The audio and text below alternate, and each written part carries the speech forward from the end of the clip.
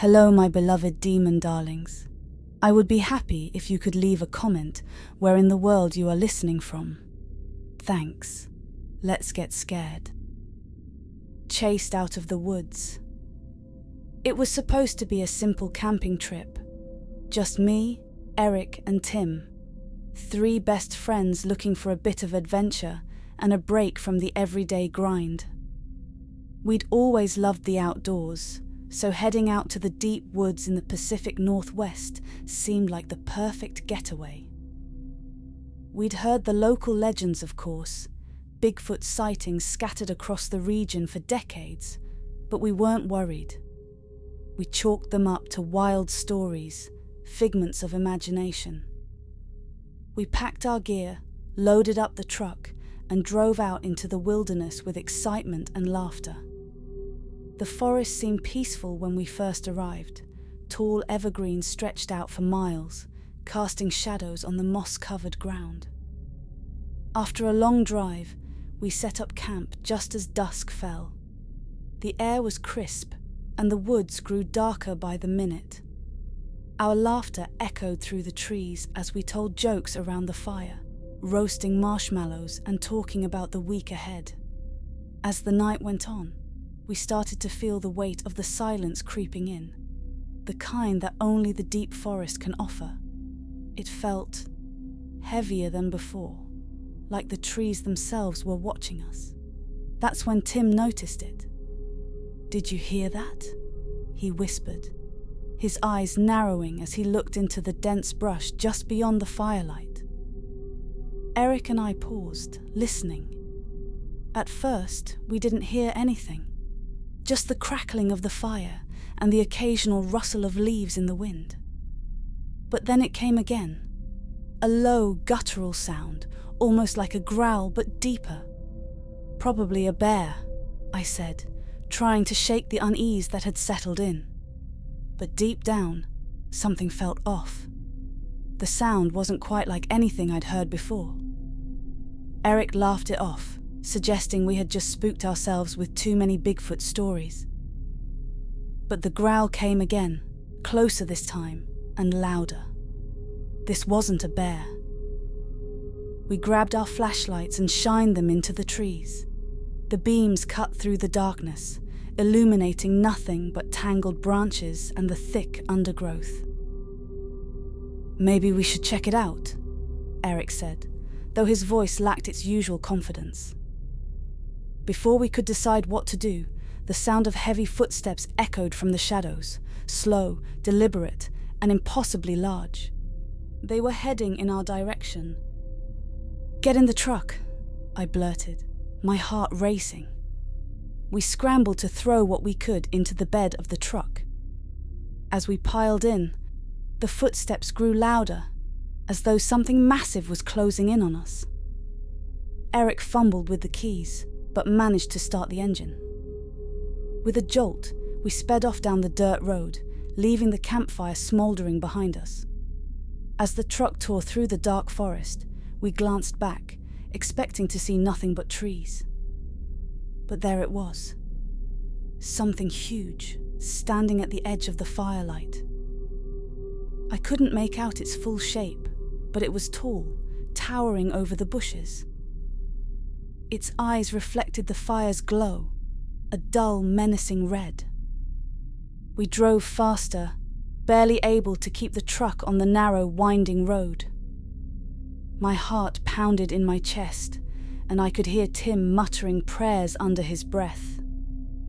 The growl echoed through the forest once more, impossibly loud, as if whatever was out there was keeping pace with us. Then suddenly, the truck's headlights flickered. "No, no, no," Eric muttered, hitting the dashboard. The lights dimmed, and for a moment, we were plunged into complete darkness. I could barely make out the road ahead, and fear gripped me like a vice. But then the lights flickered back on. Relief flooded through us for only a second. That's when we saw it, standing in the middle of the road, blocking our path. It wasn't a bear, and it wasn't any animal I'd ever seen. The creature was massive, covered in thick, dark hair.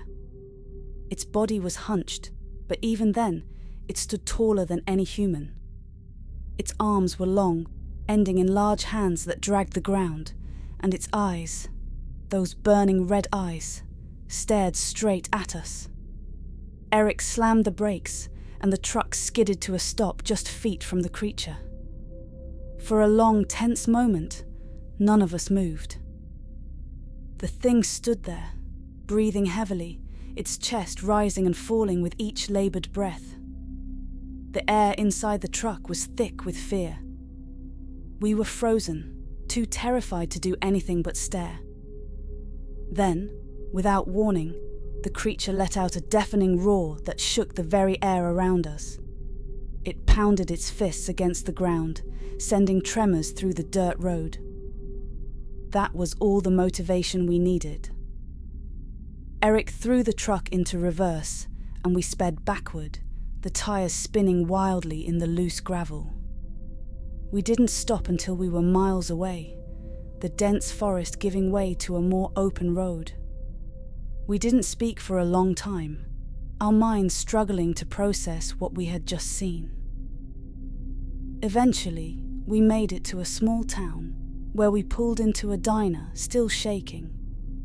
None of us said a word to each other as we sat at a booth, the hum of the fluorescent lights above the only sound we could bear. We never went back to that campsite, and we never spoke of that night again. People wouldn't believe us anyway. Who would? The echoes of the forest. It was supposed to be a peaceful weekend trip. Just me, Ethan, and Rachel, camping in the secluded woods of Northern California. We were seasoned hikers, used to the quiet of nature.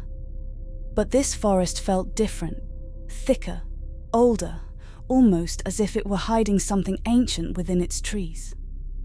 By the second night, the air had shifted. A dense fog rolled in, curling around the massive redwoods, and a strange, eerie silence settled over our campfire. Rachel was the first to notice it. "Do you hear that?" she whispered, staring into the dark beyond the firelight. Ethan and I froze, ears straining for any sound. At first, I didn't hear anything. Then a low, deep howl echoed through the forest, rising in pitch before fading into the distance. It wasn't like any animal I had ever heard. Too deep to be a wolf or coyote, too deliberate to be the wind. It sent a shiver down my spine. "What the hell is that?" Ethan asked, his voice unsteady. Before I could answer, another howl, this one louder, rose from a different direction, as if responding to the first. The two sounds seemed to communicate, a strange, haunting conversation between unseen giants.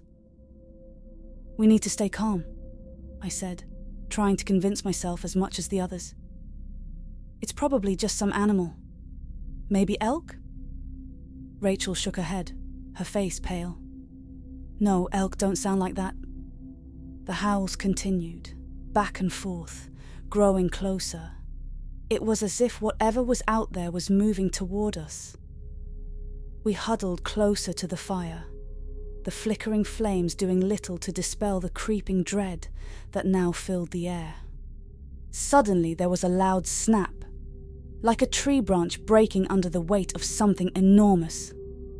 We jumped to our feet, spinning toward the sound. My flashlight flickered on, sweeping across the dense trees. But there was nothing. Only the fog and the oppressive dark. But then we saw it. A massive hulking figure, barely visible through the mist, standing at the edge of our camp. It was at least 9 feet tall, its broad shoulders covered in dark, matted hair. Its glowing eyes, reflecting the firelight, stared at us with an intelligence that was terrifyingly human. And then, without a sound, it slipped back into the trees. We stood frozen, hearts pounding, barely daring to breathe. Before we could process what had just happened, the howling began again.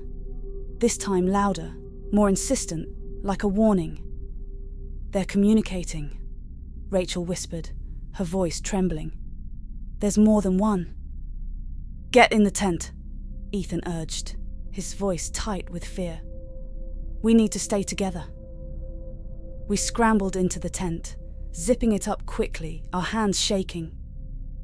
Outside, the howling continued, circling our camp like a predator toying with its prey.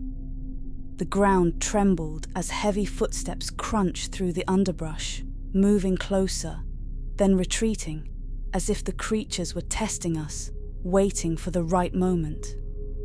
For what felt like hours, we sat in silence, too scared to move, listening to the haunting calls of the creatures. Every rustle, every snap of a twig sent a wave of panic through us. Whatever was out there, it wasn't going to leave us alone. At one point, I peeked through a small gap in the tent, my breath catching in my throat. Two massive shapes moved through the trees, barely visible in the fog, their forms almost blending with the shadows. They were communicating again, their deep, resonant howls carrying through the night air, filled with an intelligence that felt more deliberate than any animal I'd ever encountered. "I think they're hunting us," Ethan whispered, his eyes wide with terror. "Shut up," I hissed, though I couldn't deny the fear creeping into my own mind. The creatures seemed to be getting bolder, their howls growing louder, more frequent. They were closing in. Then, without warning, the howling stopped. The sudden silence was almost worse than the noise. It was as if the forest itself was holding its breath, waiting. We didn't move. We didn't dare. Minutes passed, then an hour. The footsteps had stopped. The howls had stopped. Everything had gone eerily quiet. I checked my watch. It was past midnight. "We have to get out of here," Rachel whispered. "Now." Ethan nodded in agreement. "We'll make a run for the car. We can be there in 10 minutes if we move fast." I hesitated, my mind racing. Running through the dark, foggy woods with those things out there felt like suicide. But staying put wasn't much better. Eventually, they would make their move. "Okay," I agreed reluctantly. "We go together. Stay close. Stay quiet." We unzipped the tent as quietly as we could, stepping out into the cold night air. The fire had died down to embers, casting long flickering shadows over the trees. The fog had thickened, making it hard to see more than a few feet ahead. We moved slowly at first, our eyes darting around, ears straining for any sound. The forest was still, unnaturally so, as if it were waiting for us to make a mistake. Suddenly, a low, guttural growl broke the silence, closer than before. I whipped around, my flashlight flickering over the trees, but I saw nothing. Another growl, this time from the opposite direction. They were surrounding us. "Run!" I shouted, my heart racing with fear. We sprinted through the woods, the fog swirling around us as branches and undergrowth tore at our clothes. The sounds of heavy footfalls pounded the ground behind us, growing louder, faster. The creatures were chasing us, their howls echoing through the trees, communicating with each other as they closed in. My legs burned, my lungs ached, but I pushed forward, knowing that if we stopped, we were dead. The car came into view through the trees, our only chance of escape. I could hear Rachel sobbing, could hear Ethan's laboured breathing beside me. We were so close. We reached the car, throwing ourselves inside, slamming the door shut just as something large crashed through the trees behind us. Ethan fumbled with the keys, his hands shaking uncontrollably. "Hurry!" Rachel screamed, her eyes wide with terror. The engine roared to life, and we sped down the dirt road, leaving the forest behind. In the rearview mirror, I caught a glimpse of one of the creatures, standing tall in the middle of the road, watching us as we fled. Its eyes glowed in the darkness, filled with a cold, calculating intelligence. We didn't stop driving until we were miles away from the forest.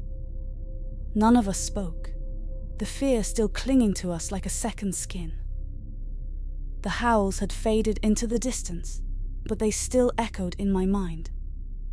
Whatever those creatures were, they were still out there, communicating, hunting. And they had let us go, for now. But I couldn't shake the feeling that we had been lucky. Too lucky. A frightening encounter. It was late October when my friends and I decided to take a weekend camping trip deep into the Pacific Northwest. We had all heard the legends of Bigfoot, but like most people, we considered them nothing more than tall tales meant to entertain around the campfire. None of us truly believed the stories. But that weekend, we came face to face with something that changed our perception forever. The drive to the campsite was uneventful. The dense woods surrounded us as we navigated the winding roads deeper into the wilderness. As the sun began to set, casting an eerie glow through the towering trees, we arrived at the secluded site. The air was crisp, and the silence was almost unsettling, broken only by the distant chirping of crickets and the rustling of leaves. We set up camp quickly, eager to settle in before the darkness fully enveloped the forest. The fire crackled as we sat around, telling ghost stories, laughing, and enjoying the peaceful isolation. As the night wore on, the laughter died down, and a strange tension filled the air. The forest, which had once felt serene, now seemed oppressive, like it was watching us.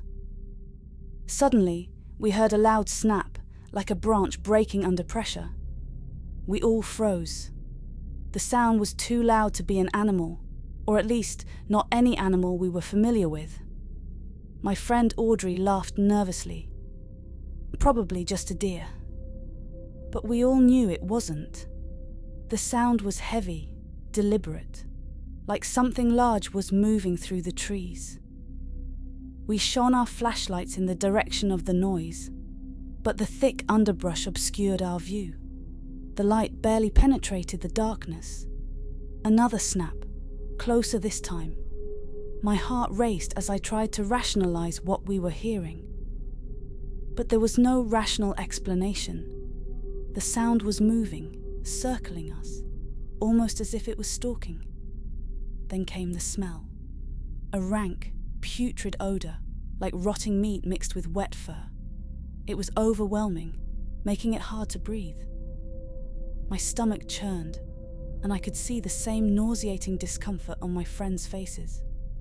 Whatever was out there, it wasn't natural. A deep, guttural growl echoed from the shadows, sending chills down my spine. This was no bear. The sound was too low, too menacing. Panic set in as we realized we were not alone in the woods. I grabbed a large branch from the fire pit, holding it like a makeshift weapon. It was a feeble attempt to defend ourselves, but in that moment, it was all we had. The growl came again, louder, closer, and then we saw it. Just at the edge of the firelight, a massive figure stood between the trees. It was tall, impossibly tall, with broad shoulders and long arms that hung almost to the ground. Its fur was dark, matted, and covered in debris from the forest. But it was its eyes that terrified me the most. They glowed in the light, reflecting the fire back at us with an intensity that spoke of intelligence and malice. We were paralyzed, too scared to move, to speak. The creature stepped forward, its massive footfall shaking the ground beneath us. It let out another low growl, baring its teeth in a snarl. My mind raced, trying to think of what to do, how to escape, but there was no way out. We were trapped. Then, without warning, the creature lunged forward, and we scrambled in all directions.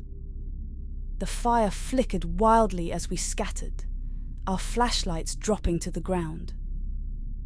I could hear Audrey screaming as she ran, and my other friend, Jason, yelling for help, but I couldn't see them in the chaos. All I could think of was getting away. I ran blindly through the trees, the heavy footsteps of the creature thundering behind me. Branches whipped at my face and arms, but I didn't care. My lungs burned from the cold air and my legs ached, but the adrenaline kept me moving.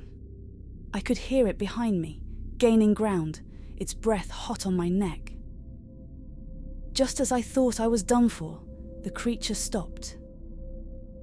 The footsteps ceased, and the forest fell silent once again. I collapsed to the ground, gasping for breath, my heart pounding in my chest. I waited, expecting the creature to pounce at any moment, but it never came. I don't know how long I lay there, too afraid to move. When I finally gathered the courage to stand, I cautiously made my way back to the campsite. The fire had gone out, and Audrey and Jason were huddled together, their faces pale and eyes wide with terror.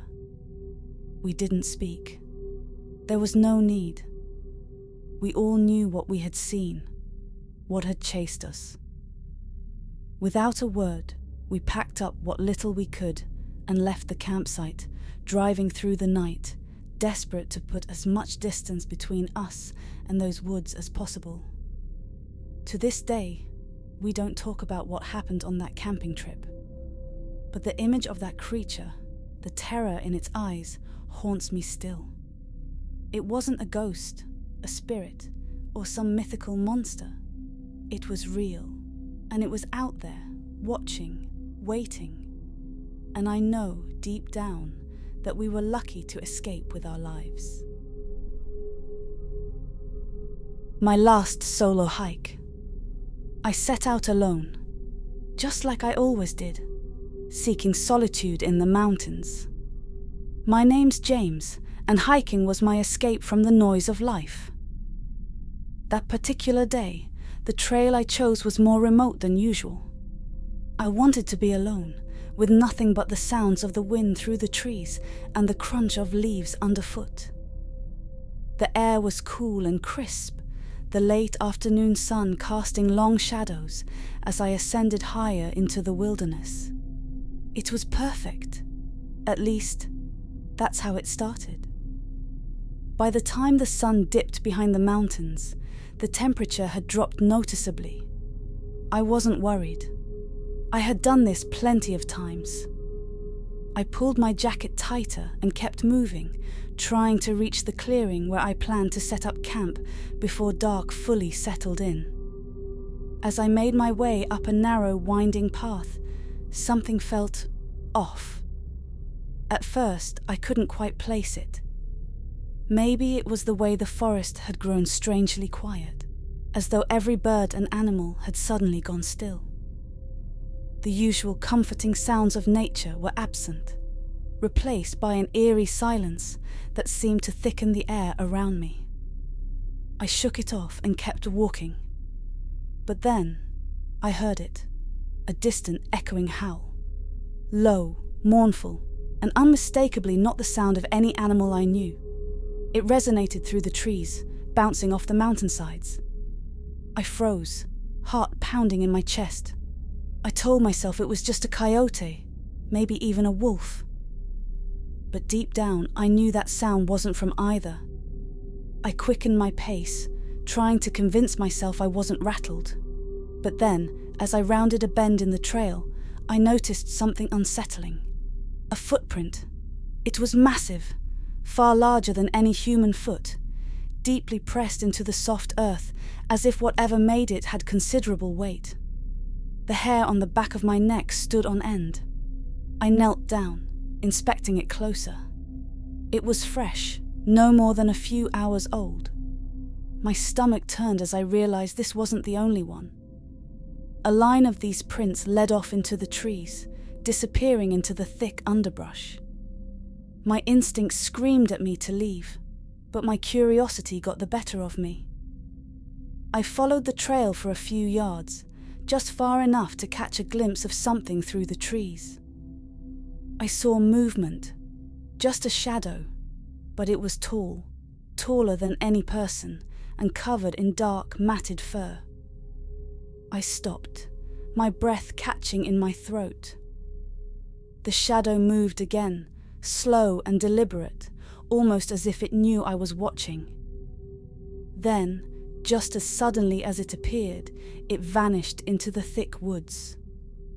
I stood there for a moment, my legs unwilling to move. The reality of what I had just seen, or thought I'd seen, settled in. Bigfoot.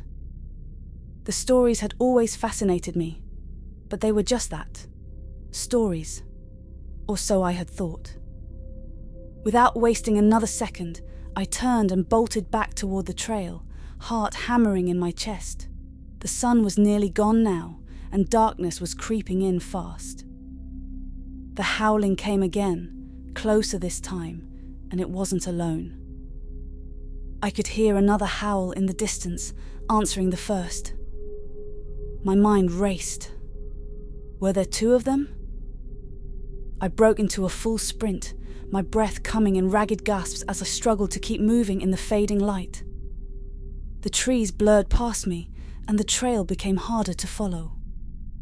The howls echoed again, sending chills down my spine. I didn't stop until I reached the clearing. Panting and drenched in cold sweat, I fumbled to set up my tent. My hands were shaking so badly that I could barely manage to pull out my gear. I kept glancing back at the trail, half expecting to see that massive shadow emerge from the tree line. Once inside the flimsy protection of my tent, I sat there in the dark, clutching my flashlight like a lifeline. My mind raced, trying to make sense of what I'd seen. The howling had stopped, but the silence that replaced it was somehow worse. Hours passed, but sleep never came. Every little noise outside made me jump, my nerves frayed to the point of breaking. I kept thinking about those howls, the size of those footprints, and the shadow moving through the trees. Morning couldn't come fast enough.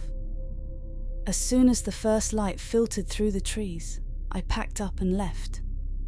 I didn't care about the rest of the hike. I just wanted to get out of there.